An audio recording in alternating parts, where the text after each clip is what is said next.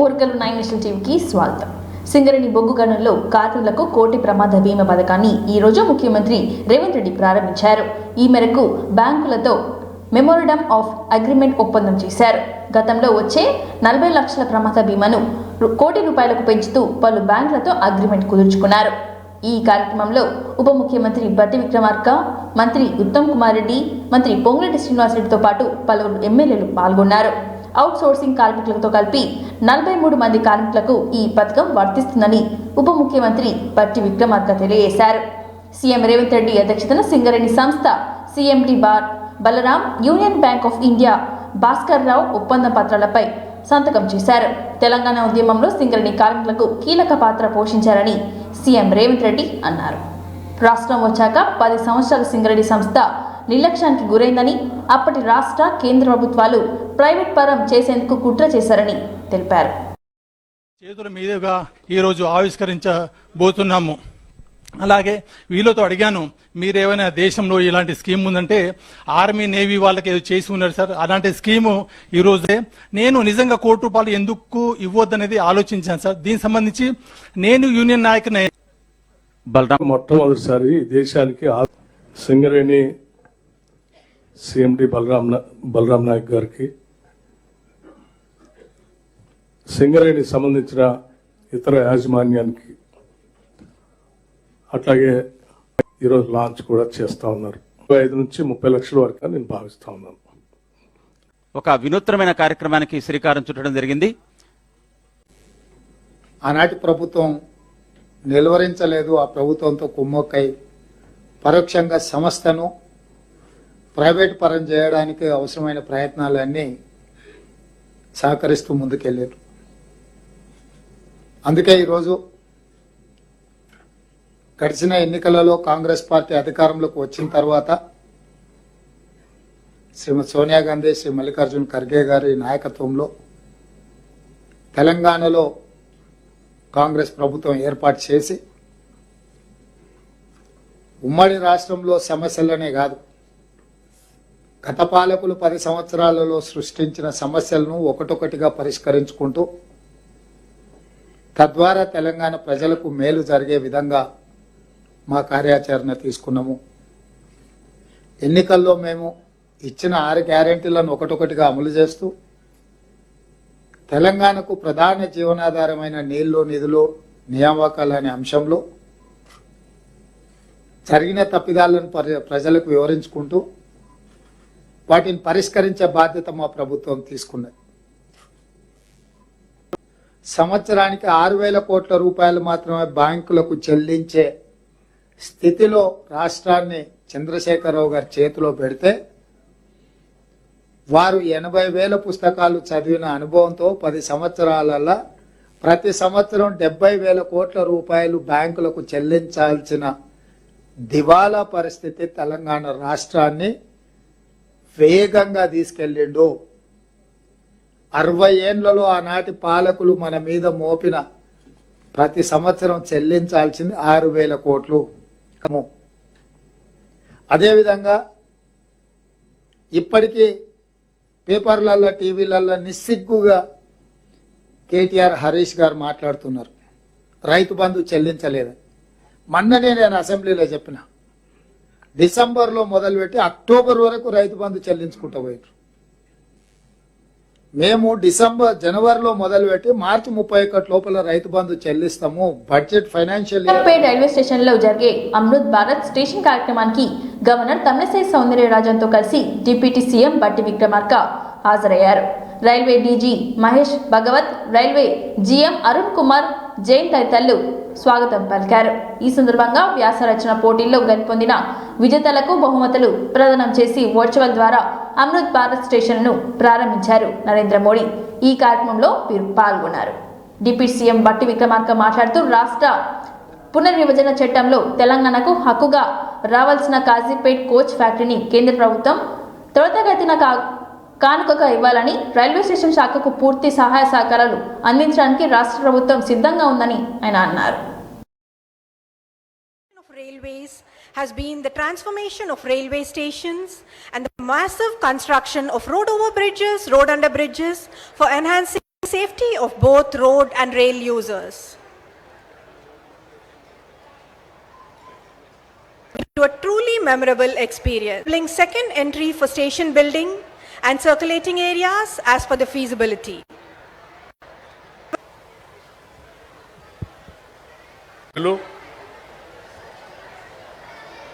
సోదరులు డాక్టర్ లక్ష్మణ్ గారికి, general manager south central railway, ఈరోజు దేశవ్యాప్తంగా మన ప్రధాని శ్రీ నరేంద్ర మోడీ గారు 554 స్టేషన్ల పరిధిలో దాదాపు పెద్ద ఎత్తున 1585 రోడ్లు సంబంధించినటువంటి ఆర్ఓబీలు భారతదేశాన్ని ఒక దరి నుంచి ఇంకో దరి వరకు కలిపి ఉంచడానికి పనికొచ్చేటువంటి భారత ప్రభుత్వానికి తెలంగాణ రాష్ట్రం నుంచి కావలసినటువంటి రైల్వే లైన్ల గురించి, వారికి అందించాల్సిన సహాయ సహకారాల గురించి తెలంగాణ రాష్ట్ర ప్రభుత్వం ఎప్పుడూ సర్వదా సిద్ధంగా ఉంటుందని ఈ సందర్భంగా తెలియజేస్తూ ఉన్నాం. అట్లాగే పెద్దలు సోదర సమాన లక్ష్మణ్ గారు చెప్పినట్టుగా తెలంగాణ రాష్ట్రానికి సంబంధించి ఆర్ఓబీలకు కానీ ఆర్యూబీలకు కానీ లేకపోతే లైన్ సంబంధించి కూడా ఈసారి పెద్ద ఎత్తున నిధులు ఇచ్చారని చెప్తా ఉన్నారు. చాలా సంతోషం. తెలంగాణ రాష్ట్రం నూతనంగా ఏర్పడినటువంటి రాష్ట్రం కాబట్టి ఈ రాష్ట్రాన్ని ఇంకా బాగా అభివృద్ధి చేసుకోవడానికి హృదయపూర్వకమైనటువంటి ధన్యవాదాలు భారత ప్రధాని శ్రీ నరేంద్ర మోడీ గారికి రాష్ట్ర ప్రభుత్వం నుంచి తెలియజేస్తూ ఉన్నాం. దాంతోపాటు ఒక విజ్ఞప్తిని కూడా వారి దృష్టికి తీసుకొని వస్తూ ఉన్నాం. ఈ రాష్ట్ర ఏర్పాటు ప్రక్రియలో భాగంగా ఆనాడు తెలంగాణ రాష్ట్రానికి కాజీపేట్ కోచ్ ఫ్యాక్టరీ పొందుపరిచి ఉంది. ఈ తెలంగాణ రాష్ట్రానికి హక్కుగా రావాల్సినటువంటి ఈ కాజీపేట్ రైల్వే కోచ్ ఫ్యాక్టరీని కూడా రాష్ట్రానికి కానుకగా ఇస్తారని వారికి విజ్ఞప్తి చేస్తూ ఉన్నాను. నేను దానికి సంబంధించి సోదరులు లక్ష్మణ్ గారు ప్రత్యేక చొరవ తీసుకోవాల్సిందిగా రాష్ట్ర ప్రభుత్వం నుంచి విజ్ఞప్తి చేస్తూ ఉన్నాం. తెలంగాణలో ఎల్లుండి నుంచి అంటే 2024 ఫిబ్రవరి 28 తేదీ నుంచి ఇంటర్ పరీక్షలు జరగనున్నాయి. పరీక్ష ఏర్పాట్లపై ఇంటర్ బోర్డు కార్యదర్శి శృతి మీడియాతో మాట్లాడారు. ఇంటర్ పరీక్షల కోసం 1521 సెంటర్లు ఏర్పాటు చేస్తామని అన్నారు. Inter first year, second year పరీక్షలకు 9,80,978 మంది విద్యార్థులు పరీక్షలకు హాజరవుతారని చెప్పారు. 1,521 చీఫ్ సూపరింటెండెంట్, 27,900 ఇన్విజిలేటర్లు, 75 ఫ్లయింగ్ స్క్వాడ్లు, 200 మంది సిట్టింగ్ స్క్వాడ్ ఏర్పాట్లు చేశామని చెప్పారు. విద్యార్థులు పరీక్ష కేంద్రానికి చేరుకోవడానికి ప్రత్యేక బస్సులు ఏర్పాటు చేయాలని TSRTCని కోరామని చెప్పారు. పరీక్ష కేంద్రంలోని సీసీటీవీ కెమెరాలు ఏర్పాటు చేస్తామని చెప్పిన ఆమె మొబైల్ ఫోన్, ఎలక్ట్రానిక్ పరికరాలు తీసుకుని రావద్దని చెప్పారు. ఎగ్జామ్ సెంటర్లో నీటి, వైద్య సదుపాయం ఉంటుందని తెలిపారు. ఉదయం 9 నుంచి మధ్యాహ్నం 12 గంటల వరకు పరీక్ష జరుగుతుందని, నిమిషం ఆలస్యమైన ఎగ్జామ్ సెంటర్లోకి అనుమతించేది లేదని చెప్పారు. కాగా మార్చి 19 నుంచి ఇంటర్ పరీక్షలు జరగనున్నాయి. ఎగ్జామినేషన్ సెంటర్ గురించి ఇప్పుడు 1521 సెంటర్స్ ఉన్నాయి ఫుల్ స్టేట్లో.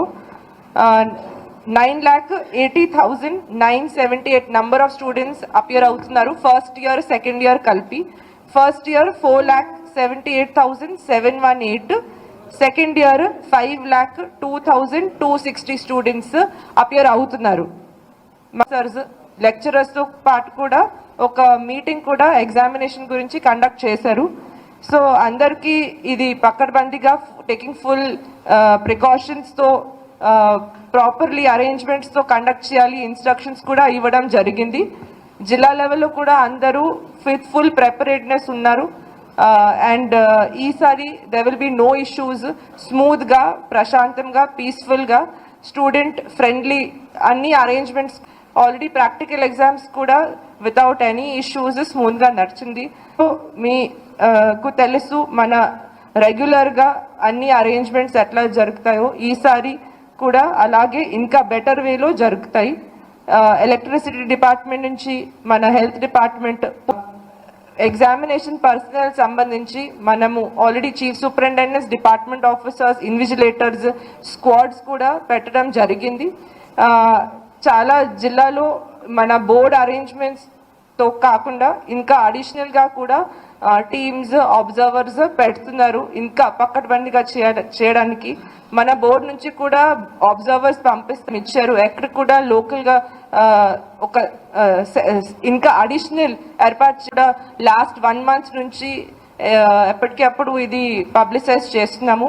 ఈ ప్రెస్ మీట్ ద్వారా మీ అందరూ కూడా ఈ 14416 టోల్ ఫ్రీ నంబర్ ఉంది, అది 24/7 సర్వీస్.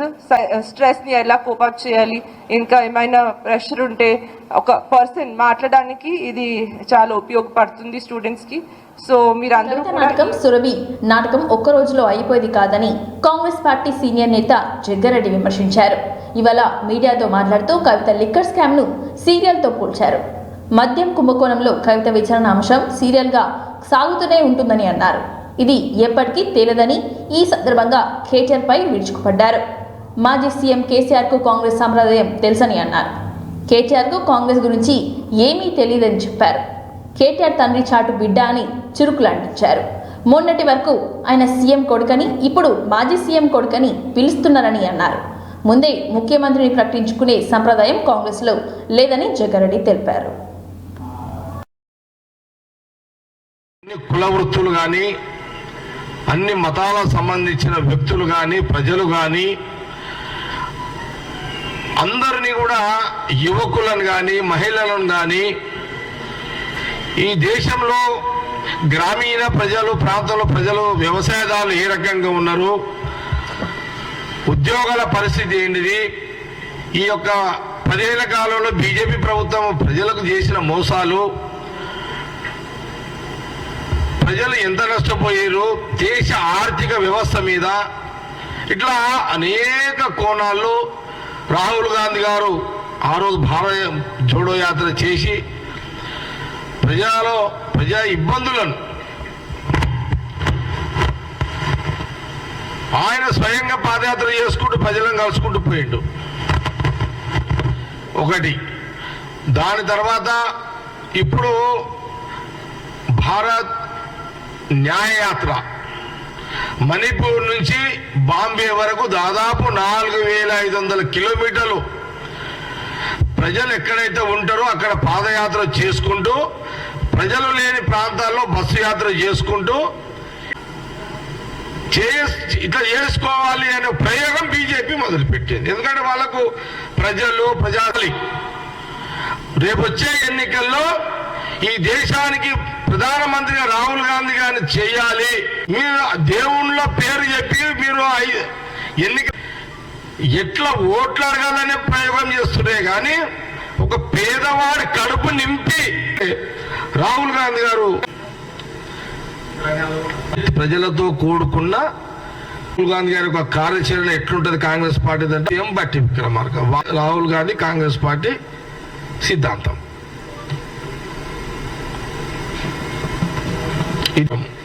ఈ పొత్తుల వ్యవహారం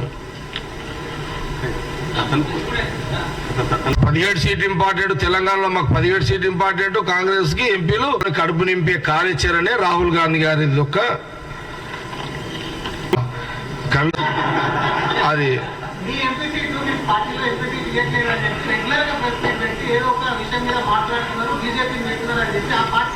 అదే మళ్ళొకసారి అడుగు ఈ జవాబు, ఈ ప్రశ్న ఇంకోసారి అడుగు.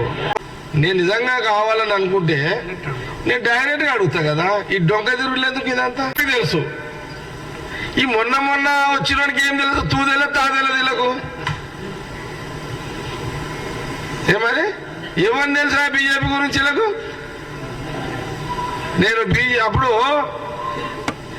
ఒక్కరోజు సంతోషపడుతుంటే ఓడిపోయిన రోజు హ్యాపీగానే ఉన్నోడికే తెలియదు. నాది సెకండ్ 3 ఎట్లుంటుందో తెలియదు రాజు. ఇచ్చిన 6 గ్యారెంటీలను ఎందుకు అమలు చేయడం లేదని బీజేపీ జాతీయ ప్రధాన కార్యదర్శి ఎంపీ బండి సంజయ్ కుమార్ ప్రశ్నించారు. గ్యాస్ సిలిండర్ 200 యూనిట్ల ఉచిత కరెంట్ పేరుతో ప్రజలను మభ్యపెట్టే తప్ప చేసిందేమీ లేదని అన్నారు. మంత్రి పొన్నం ప్రభాకర్, మాజీ మంత్రి కేటీఆర్లకు కండకవరం ఎక్కువైందని మండిపడ్డారు. సిద్దిపేట జిల్లాలో కోహెడ మండలం కేంద్రంలోని ప్రజాహిత యాత్ర ప్రారంభం సందర్భంగా ప్రజలను ఉద్దేశించి బీజేపీ జాతీయ ప్రధాన కార్యదర్శి బండి సంజయ్ ప్రసంగించారు.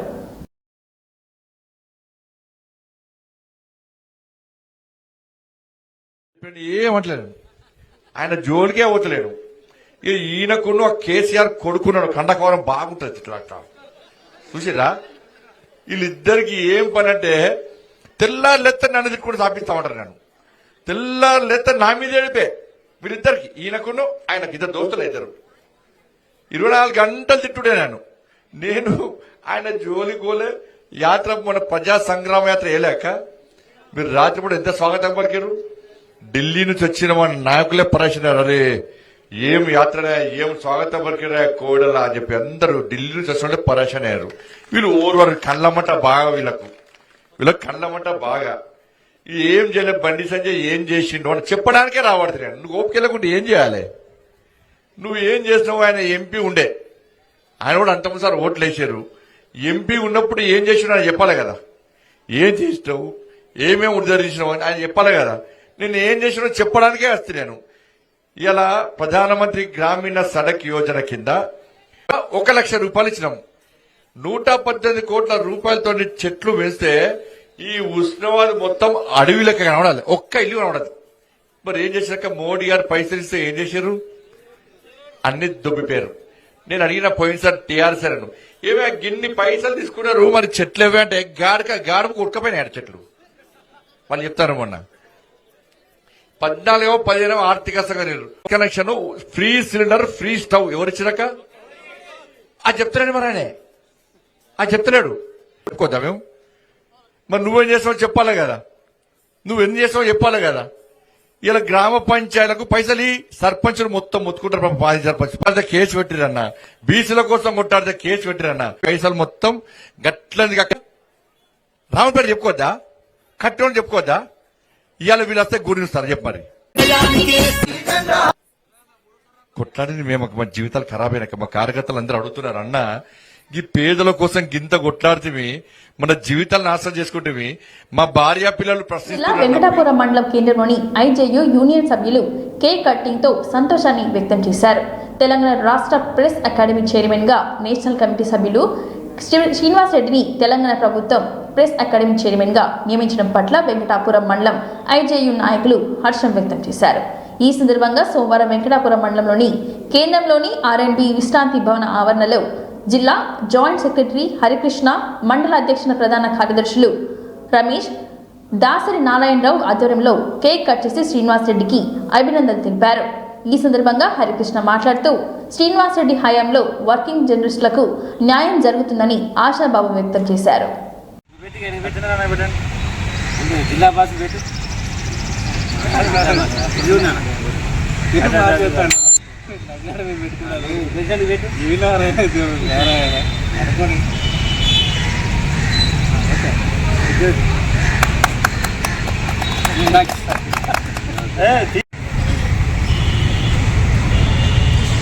వెంకటాపురం మండల కమిటీకి ధన్యవాదాలు తెలియజేస్తున్నాం. మరి ప్రజాపక్షం సంపాదకులు అలాగే ఐజే యూనియన్ జాతీయ అధ్యక్షులైనటువంటి కె శ్రీనివాస్ రెడ్డి గారికి తెలంగాణ మీడియా అకాడమీ చైర్మన్గా నియమితులైనందుకు వెంకటాపురం మండల కమిటీ తరఫున మరియు ములుగు జిల్లా తరఫున హర్షం వ్యక్తం చేస్తున్నాం. ఈ సందర్భంగా మనం కేక్ కట్ చేసి మా యొక్క సంతోషాన్ని మేము తెలియజేస్తున్నాం. మరి గత బీఆర్ఎస్ ప్రభుత్వ హయాంలో మరి జర్నలిస్టులకి ఒరిగింది ఏమీ లేదని మేము భావిస్తున్నాం. మరి శ్రీనివాస్ రెడ్డి గారు రెండవసారి చైర్మన్గా నియమితులయ్యారు కాబట్టి వారు ముఖ్యంగా ఏజెన్సీలోనే జర్నలిస్టుల యొక్క సమస్యల్ని అర్థం చేసుకొని జర్నలిస్టులు ఎదుర్కొంటున్న సమస్యల పరిష్కారానికి కృషి చేస్తారని మేము ఆకాంక్షిస్తున్నాం. తెలంగాణ ముద్దుబిడ్డ ప్రజాపక్షం జాతీయ దినపత్రిక ఎడిటర్ కె శ్రీనివాసరెడ్డి గారు తెలంగాణ మీడియా అకాడమీ చైర్మన్గా నియమితులైనందుకు గాను వెంకటాపురం ఐజేయు మండల కమిటీ తరపున శుభాకాంక్షలు తెలియపరుస్తున్నాము. జర్నలిస్టులకు సంబంధించిన అనేక సమస్యలు పెండింగ్లో ఉన్నాయి. ముఖ్యంగా అక్రిడేషన్ కార్డులు, హెల్త్ కార్డులు, ఇళ్ల స్థలాలు మొదలైన వాటి గురించి నూతన చైర్మన్ గారికి పరిష్కరించాలని కోరుకుంటున్నాము. గద్వాల జిల్లా కేంద్రంలోని ఎస్వి ఈవెంట్ హాల్ నందు జిల్లా బీజేపీ ఆధ్వర్యంలో ఏర్పాటు చేసిన బీజేపీ విజయ్ సంకల్ప్ యాత్ర కృష్ణా క్లస్టర్ మీడియా సమావేశం కామారెడ్డి శాసనసభ్యుడు కాటిపల్లి వెంకటరమణారెడ్డి మాట్లాడుతూ నరేంద్ర మోడీ మాట నిలబెట్టుకునే ప్రధాని అని, గత ప్రభుత్వం ప్రస్తుత ప్రభుత్వం కూడా అదే ధోరణి వివరించడం బాధాకరమని ఆయన అన్నారు. ప్రభుత్వం ఇచ్చిన హామీలు నెరవేర్చడానికి 1,00,000 కోట్లు బడ్జెట్ కావాలని చెప్పారు. గత ప్రభుత్వం అప్పులు కుప్ప చేసి ప్రజలను మోసం చేసే ప్రస్తుత ప్రభుత్వం కూడా అదే పరిస్థితి తీసుకొచ్చే విధంగా ఉందని, కాళేశ్వరం ప్రాజెక్ట్ పగిలి ప్రాజెక్టుకు చూయించడం కాంగ్రెస్ పనిగా మారిందని ఆరోపించారు. మోడీ ప్రభుత్వం ఇప్పటికీ 9,000 కోట్ల రాష్ట్ర సంక్షేమం కోసం తెలంగాణ రాష్ట్రానికి ఆర్థిక సహకారం అందించిన ఘనత మోడీదని అన్నారు. నాగర్ కర్నూల్, మహబూబ్ నగర్ పార్లమెంట్ అభ్యర్థులు విజయం సాధిస్తారని ధీమా వ్యక్తం చేశారు. ఆయన ఈ 5 ఏళ్లలో చేశారు 9 లక్షల కోట్ల రూపాయలు. మొన్న కొత్త ప్రభుత్వానికైనా మళ్ళీ 9,000 కోట్లు రిలీజ్ చేశారు. కాదు అనేది ఏమీ లేదు. మోడీ గారికి అన్ని రాష్ట్రాలు సమానమే, తెలంగాణలో కూడా సమానమే. కాబట్టి ఈ రేవంత్ రెడ్డి గారు ఉద్యోగస్తులకు ఉద్యోగాలు ఇస్తున్నామా లేదా, నిరుద్యోగ భృతి ఇస్తున్నామా లేదా, గృహలక్ష్మి, మహాలక్ష్మి, గృహజ్యోతి ఇట్లా చెప్పిన మొద్ద అనేది లేకుండా ఎంతసేపు తాత్సార్యం చేస్తూ పార్లమెంట్ ఎన్నికలు అయిపోయేదాకా ఇది సాగదీస్తూ ఉంటాం. ఇలాంటి ముఖ్యమంత్రి కేసీఆర్ గారి కన్నా ఇంకో 2 ఆకులు ఎక్కువ చదువుకున్నట్టే అనిపిస్తున్నది తప్ప తెలంగాణకు పెద్ద ఉరగదీసేది, తెలంగాణలో పెద్ద ఆయన బంగారు తెలంగాణ నాడు ఇత్తడి తెలంగాణ చేసిపోయింది. ఈయన ఇత్తడిని తీసుకుపోయి మట్టి తెలంగాణ చేసిపోతాడు, అంతే తప్ప ఏం చేసేది లేదు. కాబట్టి ఏం కాదు, ఇది బీజేపీని గెలిపియాలని చెప్పేసి తెలంగాణ ప్రజలకు కోరుకుంటున్నాం. అట్లాగే రానున్న కార్యక్రమాల్లో కూడా ఖచ్చితంగా ఇవాళ కోల్ మైన్స్ ఉన్నటువంటి సింగరేణి ఇన్కమ్ ట్యాక్స్ గురించి, సింగరేణి కార్మికులు నిన్న నేను వెళ్ళినప్పుడు కొత్తగూడెం వారి దాని గురించి దాన్ని కేంద్ర ప్రభుత్వం దృష్టికి తీసుకెళ్తాం. రానున్న కాలంలో వారికి అది జీవితం బొగ్గు బావిలలోనే ఉంటారు, సగం జీవితము వచ్చి బయట ప్రపంచంలో ఉంటారు. కానీ వారికి చేయాల్సినటువంటి అవసరం ఎంతైనా ఉంది. కాబట్టి భారతీయ జనతా పార్టీ తెలంగాణ శాఖ ఆధ్వర్యంలో కిషన్ రెడ్డి గారి ద్వారా ఖచ్చితంగా ప్రధానమంత్రి గారికి అది విన్నవించి ఆ పని కూడా చేస్తామంటున్నాం. అట్లాగే నాగర్ కర్నూలు, మహబూబ్ నగర్ కంపల్సరీ కూడా ఈసారి భారతీయ జనతా పార్టీ గెలుస్తుంది. మోడీ గారి పక్షాన రేవంత్ రెడ్డి గారి ఆస్థాన విద్వాంసుడు పేరును కొందరు రాజకీయంగా వాడుకుంటున్నారని ప్రముఖ సినీ నటుడు మోహన్ బాబు అన్నారు. ఈ మేరకు ట్విట్టర్లో ఓ లేఖను రిలీజ్ చేశారు. ఈ మధ్య కాలంలో తన పేరుని రాజకీయంగా కొందరు ఉపయోగించుకుంటున్నట్లుగా తన దృష్టికి వచ్చిందని చెప్పారు. దయచేసి ఏ పార్టీ వారైనా తన పేరును వాడుకోవద్దని ఆయన కోరారు.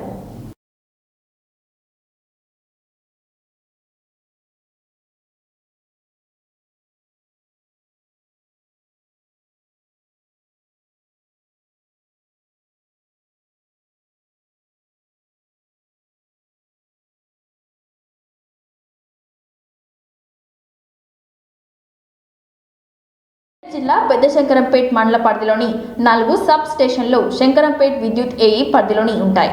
ప్రభుత్వం నియామకం చేసిన ఆపరేటర్లు 3 అక్కడ విధులు నిర్వహించాలి. కానీ అందుకు భిన్నంగా ప్రభుత్వం నియమించిన రిటైర్డ్ ఎంప్లాయీ ఆపరేటర్లు విధులు నిర్వహించకపోగా వారు సొంత పనులు చేసుకుంటూ ప్రైవేట్ వ్యక్తులతో సబ్ స్టేషన్లో ఆపరేటర్ విధులు చేపడుతున్నారు. మా ప్రతినిధి వెళ్లి ప్రశ్నించగా విధులు నిర్వహిస్తున్న ప్రైవేట్ వ్యక్తి దౌర్జన్యానికి పాల్పడుతూ దుర్భాషలాడుతూ తనదైన శైలిలో జవాబు చెప్పడం విడ్డూరంగా ఉంది. ఇంతకు తంతు జరిగిన స్థానిక మండల విద్యుత్ అధికారులు ప్రోత్సాహం కూడా కనిపిస్తోంది. కావున ఇప్పటికైనా పై జిల్లా అధికారులు పట్టించుకొని చర్యలు తీసుకోవాలని స్థానిక మండల ప్రజలు కోరుతున్నారు.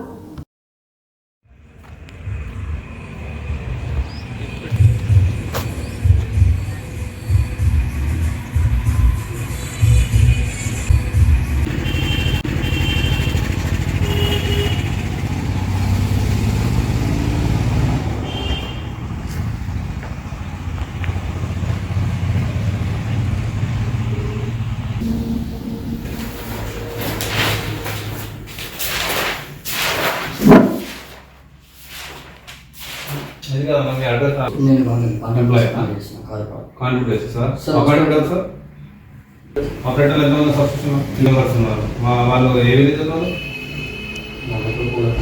కోలాపల్లి మీరు గుజరాంపల్లి ఇంకొక అతను ముగ్గురు ఉన్నారు ఇప్పుడు నువ్వు కోలాపల్లి నువ్వు గుజరాంపల్లి నువ్వు గుజరాంపల్లి కోలాపల్లితో ఒకరు ఇంకొక అతను రామోజపల్లి ఆఫ్ కోర్స్ మీ అటెండెన్స్ ఇష్యూలో ఏమన్నా మీ కంప్లైంట్ సబ్స్క్రిప్షన్ కంప్లైంట్ ఏమున్నదంటే అపాయింట్మెంట్ ఉన్న అతను కాకుండా కాంట్రాక్ట్ చేసే వాళ్ళు చేస్తున్నారని అవయవాలు ఉన్నాయి వాస్తవం రిటైర్మెంట్ ఎంప్లాయీస్ చేయాలి కానీ వాళ్ళు ఏజ్డ్ వాస్తవం కాదంటే నేను వాళ్ళు ఎంత శాలరీ తీసుకుంటే మీకు ఎంత శాలరీ ఇస్తున్నారు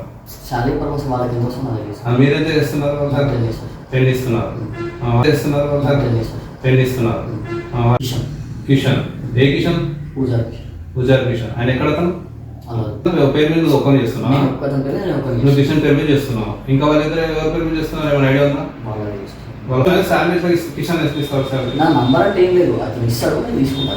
హ్యాండ్ తీసుకుంటా అలౌ తీసుకుంటా వాళ్ళు ఉంటారు శాలరీ వచ్చింది అన్నప్పుడు ఇస్తారు నేను వెళ్ళి తీసుకుంటాను ఎవరు నాకు పెట్టించిన సార్ వాళ్ళు సార్ నంబర్ అని మాట్లాడుతున్నా ఏ సార్తో మాట్లాడితే కాంటాక్ట్స్ కదా వాళ్ళ ఏ సార్ వాళ్ళతో నేను కంబైన్ ఉంటాను వాళ్ళతో ఏ సార్ వాళ్ళు చెప్పినట్టు నేను చేస్తుంటాను వాస్తవమే సార్ ఇప్పుడు ఏ సార్తో చేస్తారంటే ఇప్పుడు ఆయన అపాయింట్మెంట్ ఉన్న వ్యక్తి job holder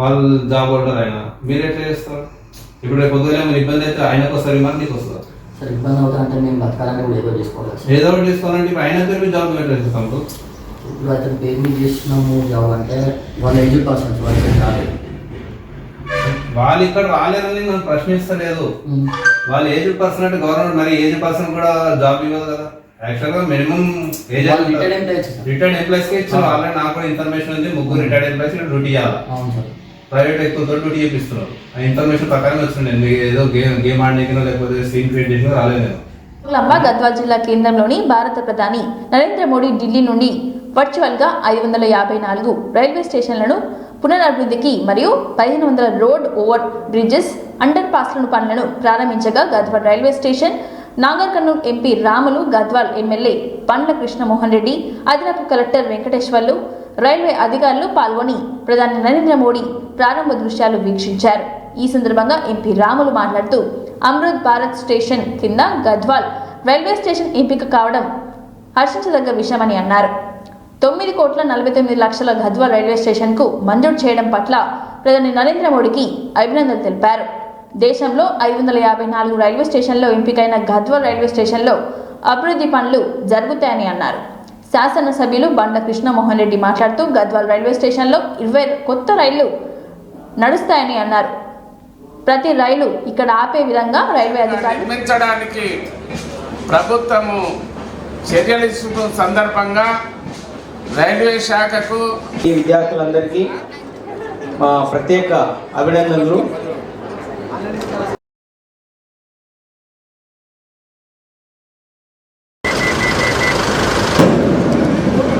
department IOW department न्यास तथा राष्ट्र को समर्पण रिमोट का बटन दबाकर करें.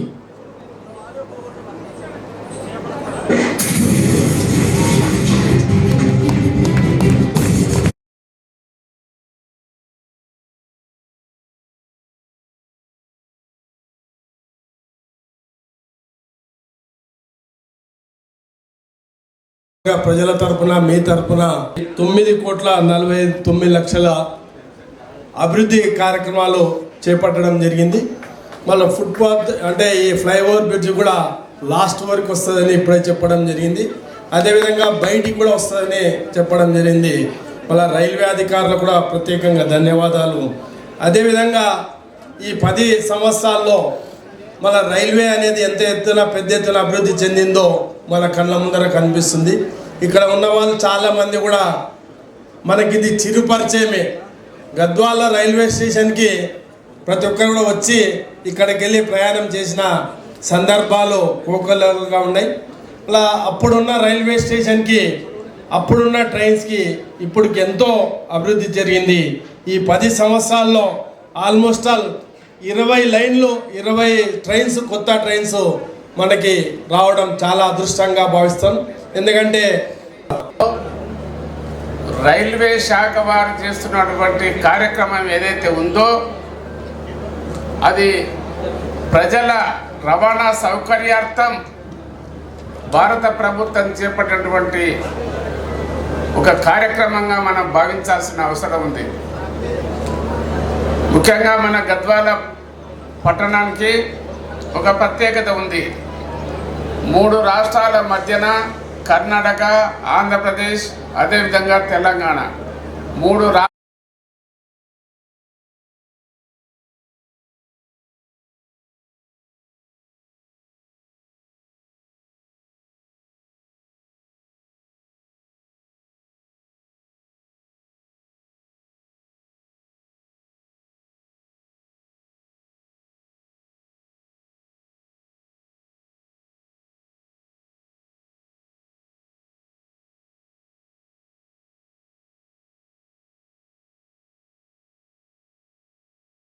వార్తలు సమాప్తం. మరిన్ని వార్తలతో మళ్ళీ కలుద్దాం. చూస్తూనే ఉండండి ఓరుగల్లు 9 నేషనల్ టీవీ.